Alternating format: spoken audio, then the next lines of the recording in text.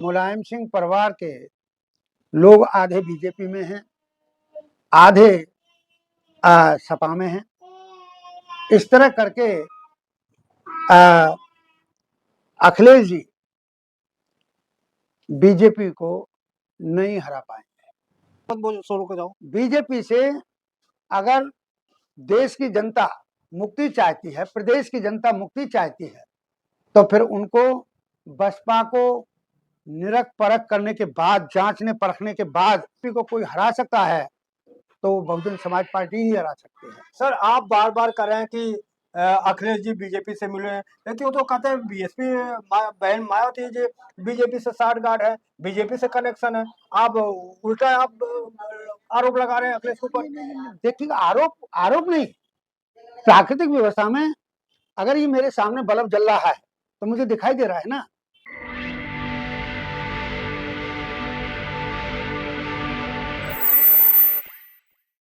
जय भीम, मैं मेवालाल और आप देख रहे हैं जनता ये संकट। धारणा कैसे टूटेगी? कहा जाता है कि मुसलमान का ये मानना है कि जो बीजेपी को हराएगा वोट उसके करेंगे। ये धारणा कब टूटेगी सर? देखिएगा, ये मुस्लिम समाज के जो अग्रणीय लोग हैं, ये उनकी मानसिकता पर है। जो इधर देश में अपने को हिंदू हिंदू कहते हैं, उनके मंदिरों से भी गई हुई बात उतनी सफल नहीं हो पाती है।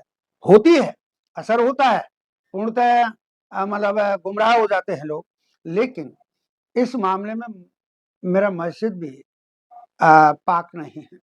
वहां से इस तरह के संदेश चले जाते हैं, तो जो वहां के मौलवी हैं या अग्रणी नेता हैं, उनकी धारणा ऐसी बनी हुई है। अभी मैंने आजम खान जी का इंटरव्यू सुना था, उन्होंने अपने को बेकसूर साबित किया, लेकिन वो बताते हैं दोबारा फिर जेल चले गए या जाने की प्लानिंग में सरकार होगी भेजने की में। तो इस तरह करके इस्लाम मत के लोगों में ये एक भ्रम है। अरे भाई, अपने विवेक का इस्तेमाल करो। हमें देखो, इस देश में एक दल है जिनके पास अपनी विचारधारा है। वैसे तो इस देश में दो दल हैं, एक बहुजन समाज पार्टी है जिसके पास अंबेडकरवाद है, दीन ईमान की पार्टी है। माननीय बहन जी ने मुख्यमंत्री होते हुए, किसी ने, मीडिया वाले ने जब पूछ लिया हम लोगों के सामने की बात है लखनऊ पर, कि भाई कार्यकर्ता आकर के परेशान करते हैं, तो माननीय बहन जी ने कार्यकर्ताओं को भी बख्शा नहीं था। उन्होंने कहा कि नियम ये कहता है कि मेरा कार्यकर्ता अगर आपको परेशान करता है तो उसके खिलाफ भी FIR लॉन्च करो, कोई दिक्कत नहीं होगी, और जांच पड़ताल हो जाएगी। अगर उसने ऐसा गलत काम नहीं किया होगा तो वो पाक साफ हो जाएगा। तो माने बहन जी कानून को और संविधान को, लोकतंत्र को इतना मानती हैं कि कार्यकर्ता को यही अधिकार कहां से मिल गया तो वो अनुशासन प्रशासन को डिस्टर्ब करेगा। सेम पैटर्न इस देश में बीजेपी है। बीजेपी के पास मनुवाद की विचारधारा है, तो वहां पर यह प्रथा है कि उनके ही बड़े बड़े नेता लोग रेप केसेस में इन्वॉल्व हैं, मर्डर में इन्वॉल्व हैं, सरेआम कार से रौंद देते हैं और जमानत बड़ी जल्दी हो जाती है, फिर कोर्ट आवाज उठाता है, तब जाकर के पुनः जेल जाते हैं। तो उनकी जो वर्किंग जो नेचर है वो बड़ी अजीबोगरीब है, जबकि बहुजन समाज पार्टी की इस तरह की नहीं है। तो बहुजन समाज पार्टी का तो ये नारा रहा है कि मुस्लिम समाज का हित बहुजन समाज पार्टी के साथ सुरक्षित। तो उनको अपना जो ये भ्रम है, ये जो मानसिकता बनी हुई है, उसमें सुधार लाना चाहिए और आए वो। अब तो माने बहन जी ने ये खुलेआम भी कह दिया है कि भाई बसपा में आए और पूरा मान सम्मान मिलेगा, पहले मिला है, दिया है। इसलिए ये भ्रम बहुत जल्दी टूट जाएगा। अभी बीजेपी वालों का और अत्याचार जब बढ़ जाएगा, अभी अभी वो लोग ऐसा समझ रहे हैं कि शायद हम लोग उनमें पड़े रहेंगे तो बचे रहेंगे। ना ना ना, अगर भेड़िए को बकरी का संरक्षक बना दें तो वो सुरक्षित नहीं रहेगी। जी सर, मैं कह रहा हूँ कि बीजेपी ही क्यों जो टारगेट करते हैं कि जो बीजेपी को हराएगा हम उसको वोट करेंगे, कांग्रेस क्यों नहीं? कांग्रेस भी तो मनवाद उसमें भरा हुआ है। का जिस तरह से बीजेपी टारगेट कर दे, क्या मुसलमान के लिए बहुत सारे उदाहरण है कि कितने दंगा फसाद कांग्रेस के शासन में हुआ है। कांग्रेस क्यों नहीं कहता कि जो कांग्रेस का हराएगा हम उसको वोट करेंगे? नहीं, भागलपुर का कांड हुआ है, कांग्रेस के शासनकाल में हुआ है। और ये केवल मात्र भ्रमित करने वाली मानसिकता बन गई है। नहीं तो अगर मानवर कांशीराम साहब का मैं वो डायलॉग दोहरा दूं, उनकी सोच नहीं, मेरा ये उत्तर है सर, वो प्रश्न है कि बीजेपी को क्यों टारगेट। मैं वही बात कह रहा हूँ जी, आपकी बात को ही पूरा करूंगा कि भाई मानवर कांशीराम साहब के हिसाब से बीजेपी नागनाथ है और कांग्रेस सांपनाथ है, तो डर तो दोनों से बराबर है। तो मेरे मुस्लिम समाज के लोगों को, नेताओं को और आम जनता को ये चिंतन मनन तो करना चाहिए कि भाई बीजेपी और कांग्रेस में क्या अंतर है। एक जो पानी का सांप है, एक खुले जंगल का सांप है, सांप तो दोनों है। तो इसलिए कांग्रेस से भी उनको अपना जो लगाव बना हुआ है बहुत पहले से, मिला कुछ नहीं है, कांग्रेस से भी मिला कुछ नहीं है। ठीक है, राष्ट्रपति बने, सब कुछ हुए, लेकिन आज भी देखो ना, जो आरिफ मोहम्मद खान है, इस्लाम मत के हैं पैदाइशी, लेकिन गवर्नर किससे बने हुए हैं? तो वो जिस पार्टी ने गवर्नर बनाया उनकी वो करेंगे या दूसरे लोगों को करेंगे। सर बाबरी मस्जिद का ताला खुलवाने में तो कांग्रेस का ही आता है ना। हाँ, तो वो तो देखिएगा, मामला ये नहीं था, वो गिव एंड टेक पॉलिसी थी। शाहबानो जो कांड हुआ, शाहबानो जो केस था सुप्रीम कोर्ट में चल रहा था, उसके बदले इस्लाम मत के लोगों के लिए ये फैसला हुआ था कि आप शाहबानो केस को रिजल्ट आने दीजिएगा, जो उसका सीआरपीसी की धारा 125 जो होती थी भरण पोषण के खर्चा लेने का, आप उसे होने दीजिएगा, हम आपके उसको कर देते हैं। तो राजीव गांधी जी के टाइम में ये काम हुआ था। तो वहां से वो ऐसा मान करके चल रहे हैं कि भाई कांग्रेस हमारे साथ बहुत है, लेकिन ना, उन्होंने सौदा किया था। उन्होंने पूर्णतः शुद्ध मानसिकता के साथ वो नहीं खुलवाई थी बाबरी मस्जिद। वो लेन देन गिव एंड टेक पॉलिसी के तहत शाहबानो केस वर्सेज बाबरी मस्जिद, उसमें ऐसा करके उन्होंने वो खुलवाई थी। उसमें कांग्रेस की तरफ से कोई बहुत बढ़िया काम मुस्लिम हित के लिए नहीं था। अगर ऐसा था तो 1986 से और 90, 91, 92 में जो मामला हुआ, तब तक तो वो बहुत कुछ बन सकती थी बाबरी मस्जिद वहां पर, लेकिन ऐसा काम कांग्रेस नहीं कर पाई। केवल मुस्लिम समाज के लिए एक भ्रम है कि कांग्रेस बीजेपी के मुकाबले बढ़िया है, लेकिन हमारी निगाह में दोनों घटिया है। जी सर, मैं आपसे जानना चाह रहा हूँ कि मेन मीडिया जो है उसका रोल कैसे देखते हैं? क्या जो छोटी पार्टियां जैसे बहुजन समाज पार्टी है, कांग्रेस, ओ अपना आजाद समाज पार्टी है, सपा है, क्या इन छोटी पार्टियों का मेन मीडिया दिखाता है? देखिएगा, जितना कॉमर्शियल चैनल है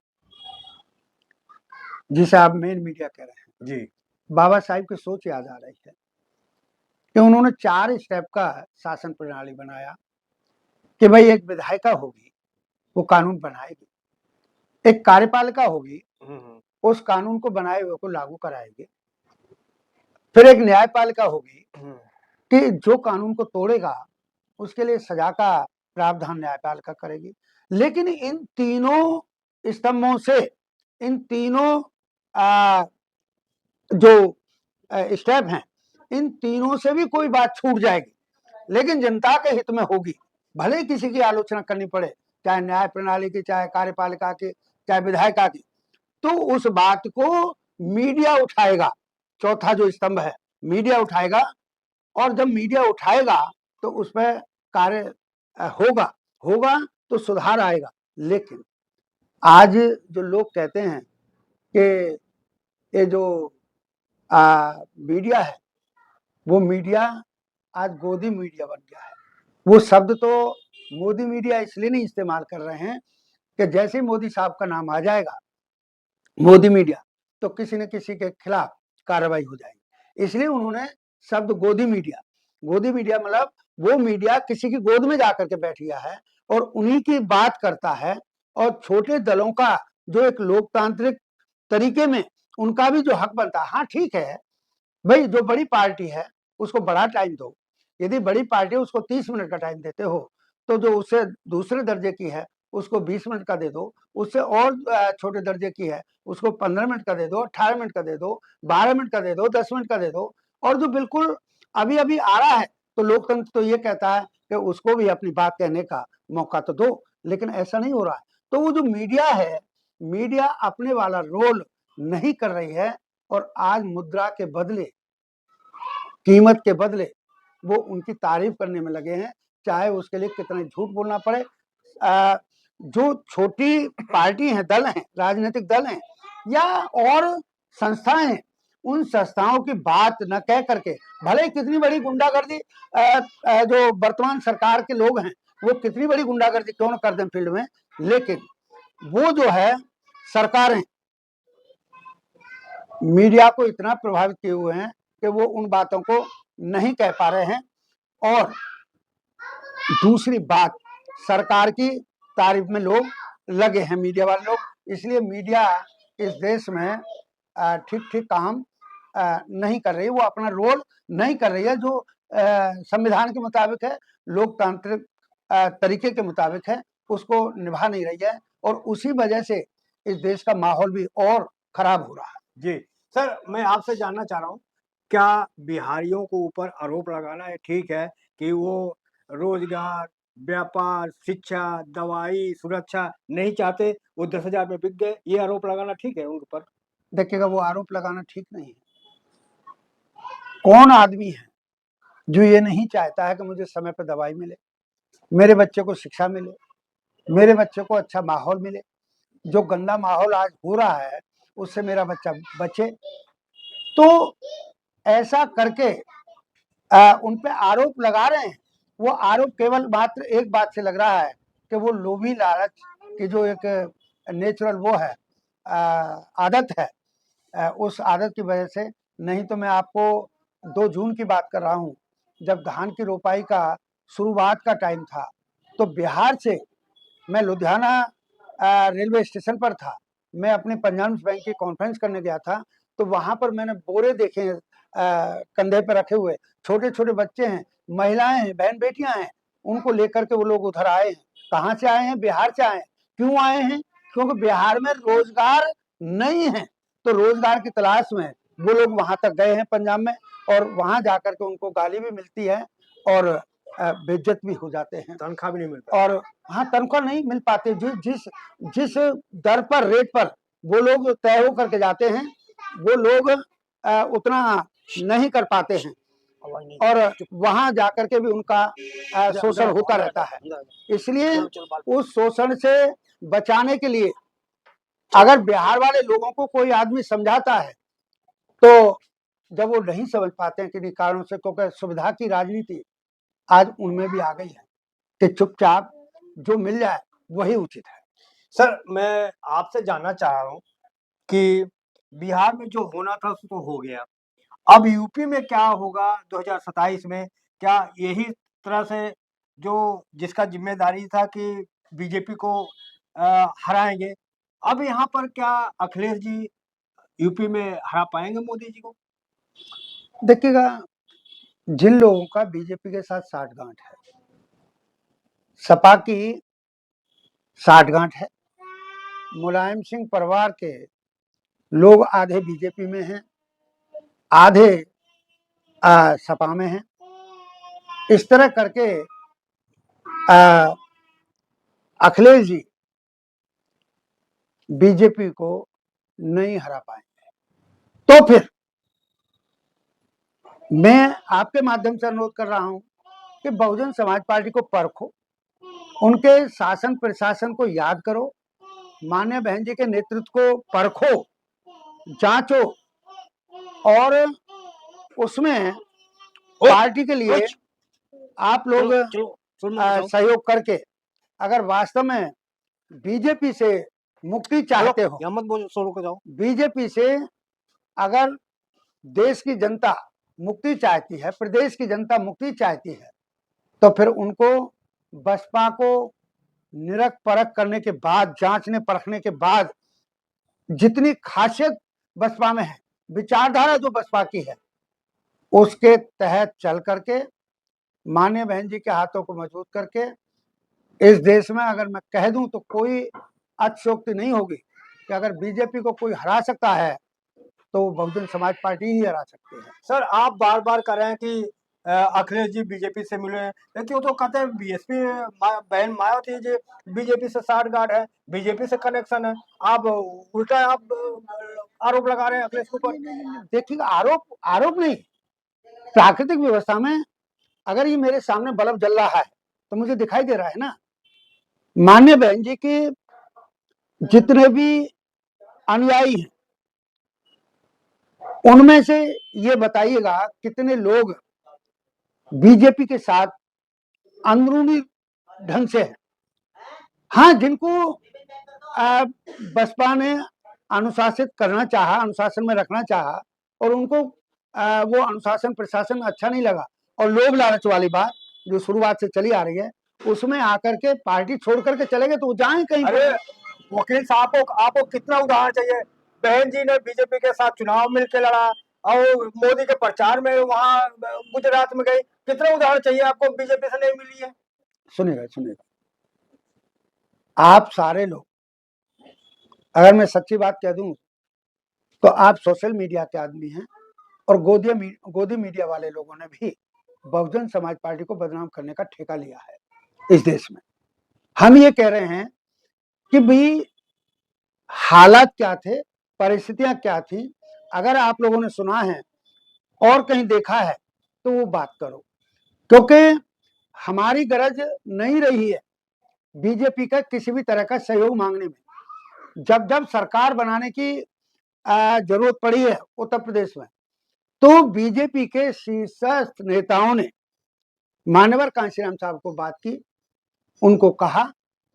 अभी जो आप अखिलेश जी की बात कर रहे हो तो मुलायम सिंह परिवार की जब बात आ जाती है तो जब सपा के गुंडों ने कांग्रेस वालों को और बीजेपी वालों को भी उसी तरीके से रगड़ना शुरू कर दिया 1992-93 में, और फिर वही माहौल चला 93 में जब मुलायम सिंह जी को मुख्यमंत्री बना दिया गया, तब भी फिर सपा के गुंडों ने इनको परेशान करना शुरू कर दिया तब, और वो अनुशासन प्रशासन को मानते नहीं थे, इसलिए उस पर बीजेपी के शीर्षक वाजपेयी जी और मुरली मनोहर जोशी इन लोगों ने साहब को बात करके उस मुलायम सिंह सरकार से जो हमारा समर्थन था उसको वापस करने की बात कही और कहा कि हम आपकी सरकार बनाएंगे।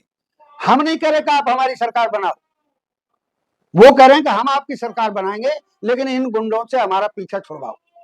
तो इस बात को लेकर के पहली सरकार बनी, उसमें भी ये जो कांड हुआ था वो रहा, माने बहन जी को तो ये लोग मार देते, और उसके बाद 97 वाला भी उसी तरह का हुआ, 6 महीने का वो हुआ। फिर उसके बाद 2002 में हुआ, चुनाव फरवरी में हो गया, मई तक सरकार नहीं बनी। तब वाजपेयी साहब ने कहा कि भाई आप सरकार बनाओ कांशीराम साहब से, और साहब ने तो इतनी शर्तें रख दी कि भाई सरकार नहीं, चुनाव करवाओ।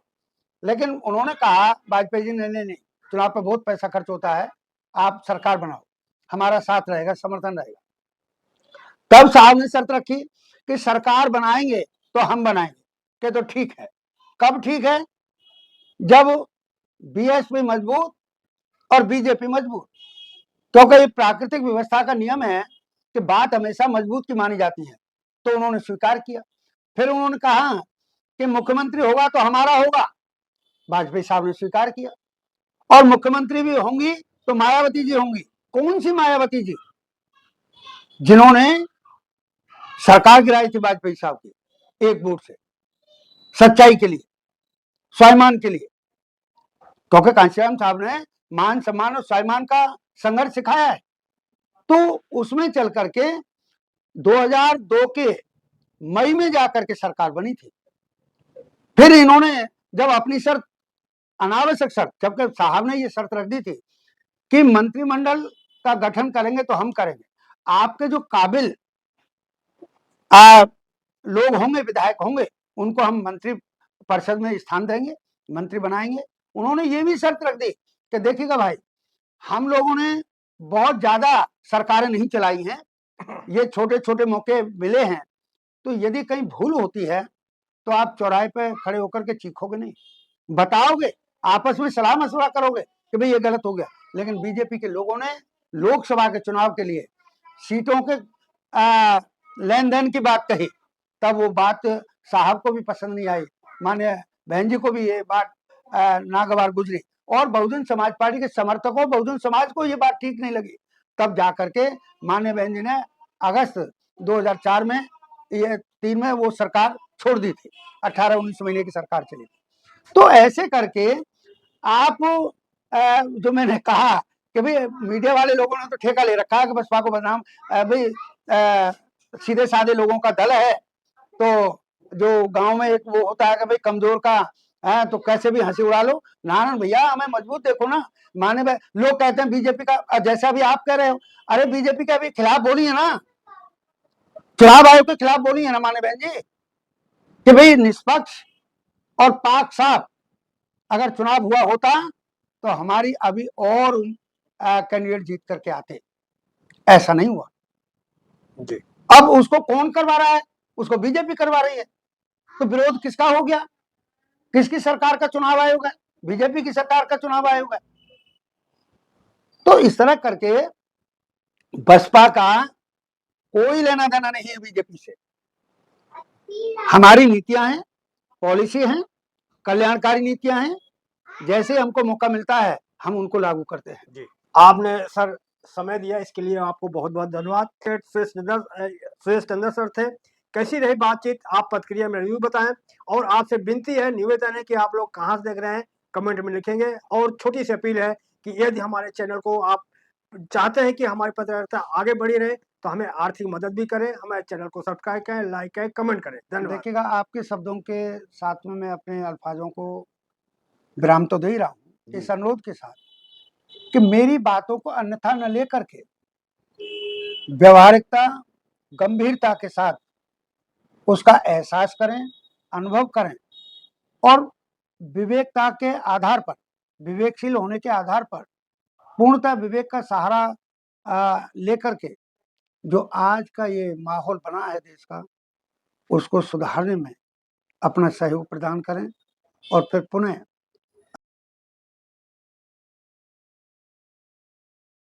चैनल के लिए जो लोकप्रिय है अपने में, और वो खबर देता है जो बिल्कुल करंट खबर है, ऐसे चैनल के भी लिए मैं मंगल कामना करता हूँ। आप जैसे श्रोता अपना खुशहाल रहें, इधर चैनल वाले लोग खुशहाल रहें, इधर पूरा देश का माहौल खुशहाली के माध्यम रास्ते पर चले, इस चाहत के साथ मैं अपने शब्दों को विराम देता हूँ। आप लोगों ने सुना और सुनेंगे, बहुत बहुत धन्यवाद। जय भीम, जय भारत।